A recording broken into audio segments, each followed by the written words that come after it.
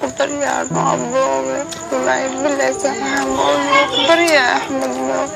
ممكن حريص في أبوه hadda kaliya badan aad ku soo diri karaa oo xalay ugu dambeysay taan ugu jeedaan aan ku sugaano fahmino wanaag aan adiga iga rabin kaama rabano fahad baynano ma salaamano oo hindi dhibaato ay ga dambeeyo taataasugu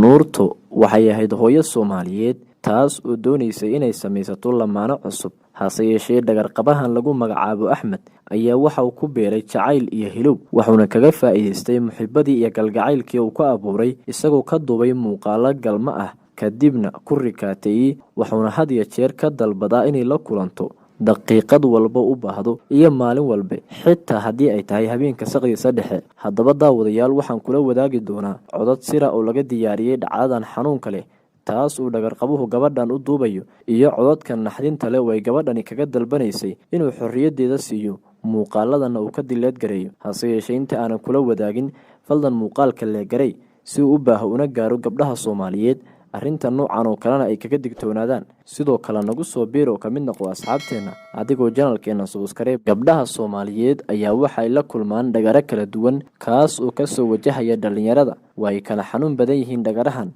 had iyo jeer waxaan ka dignaa tan oo kale inay dhacdo hase yeeshee waa ay soo noqnoqotaa haddaba daawadayaal waxaan kula wadaagi doonaa hooyadan Soomaaliyeed oo aan magaceeda u bixinay Nuurto waxay ahayd hooyo haysata caruur hase yeeshee ay kala tageen xaajigeedii hore waxayna doonaysaa inay samaysato lamaano cusub waxay baratay ninkan oo lagu magacaabo Axmed waxa uu soo diri jiray fariimo galgacayl leh taas uu gabadhan ku kasban jiray isagoona doonayay inuu soo xarageliyo mar uun waa kan codadkii uu duubi jiray gabadhan Soomaaliyeed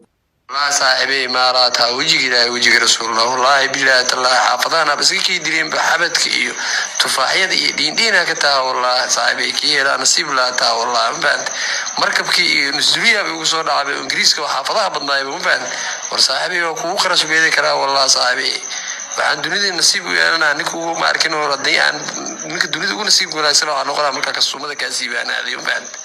marka saaxiibay suuri wallahi ma laata wallahi sawirka asaarta idilaba wallahi war calanka turkiga haduu ku shiday taa mustaka fiican noqonaabe meelaha la wada batuq waaye ware ilaahay ku dhoora saaxiibay biswa wallahi dumarna waa adoo qora dooqna kan ugu jiray maruysa wallahi saaxiibay suuli way saaxiibay no wax walba ku qarash beeri karaa taa wallahi saaxiibay ugu dambeyn hooyadan ayaa waxa ay ku dhacday shabaqii Axmed waxaana ka duubay muuqaal galma ah oo argagax iyo la yaab leh waxaana bilaabay inuu ku rikaateeyo markasta u baahdana uu wacdo hadii ay tahay xitaa habeenka saqdiisa dhexe ana adiga boqolka heebad fiican kaana qurxoon kaana ma arkin oo bulsho hadda kaliya badan aad ku soo diri karaa oo xalay ugu dambeysay taan ugu jeedaan adiga aan ku sugaano fahmino wanaag aan adiga iga rabin kaama rabano fahad baynano ma salaamano oo hindi dhibaato ay ga dambeeyo taataasugu fahad ninka aadirta وابي والبعاد وحاليا تك soo dhigana asagu aano waawada ay dhigayso taleefanka qof ay isticmaashay saasi firkaas bay geeno asagu aano oo inoo ay dambeeyay naasi kale bal aynu isla daawano hooyadan oo ku calaacalayso in muuqaaladeeda uu ka dileed gareeyo xorriyadeedana uu siiyo waa ku rabi Soomaaliya marka fashirkii waxa sheegayso maxaa abuu maxaani waxa ka haliyay abti waxa sheegayso maxaa iyo abeen oo ka haliyay بريا أبوه ما يبلع سحام بريا أحمد ممكن حريص في أبوه إليك عبسنا وقتوه يا قلبي إلى هذا الموضوع بريا إليك عبسنا إليك عبسنا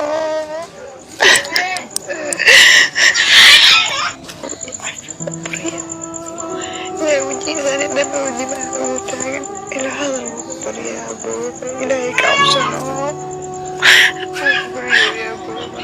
أحمد سامع حالي هدوك وشري وحالي هدي حالي وكوسو ويران دخولاني هذا عام تاغن تاكما تاكو سبينا بتقولاني وحير هداك هلايو عم بقلب ديرها دود عم سيكل ضعيفان دير ركات أهان يوزو تدو صبرداس إلها كاويرا كلا إلهي وحال أقول الله فوري أبي نبع يقول هسا إلهي ريابي هذا كالفيو تويكي كالدنيا وجد إلهي إذا قبضنا أنا كان قدنا إلهي كاخد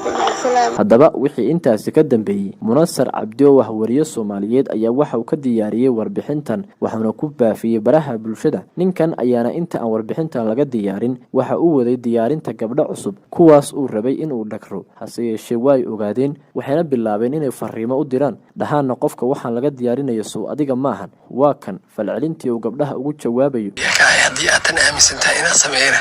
adaa fikradaada lama baahantid. dunidan qof walba oo 100% ku nool qof walba dayacay kara wax weyn maahan. sawir Photoshop lagu soo qaatana aniga 100% hayga dhigin markiin oo ruuxantii markiin waa weyn. marka dadka aaminsan data adeeg ku taala sababtoo aniga hortay dad badan asaas loo fadhiyaynay oo markiin oo ruuxantii berikii waxaan fahant. marka waa ku salaamahay kolay dadka fikradda khaldan aaminsan tahay.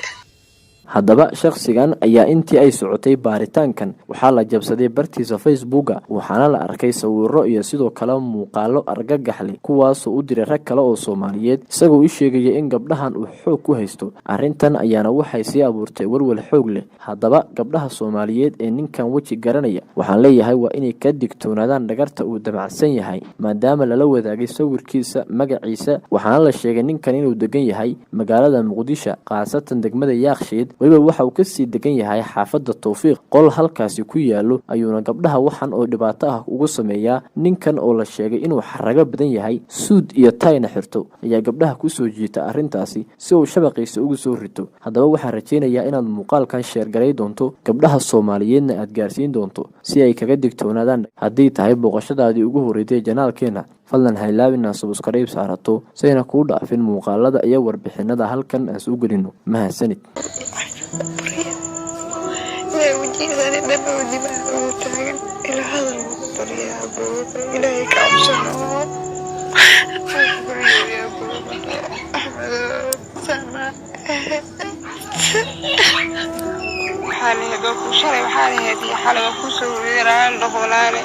هذا عام تاجن تأكلنا تأكل سبعين بتجني وحير هذا كهلايو عم بقلب ديرها دود عم سكل ضعيف عندي الركعات أهم يوز تدو صبر بس إله كبير كل إله الوح على قول الله فوق أبي ربع يقول هسا إله رياض هذا كلام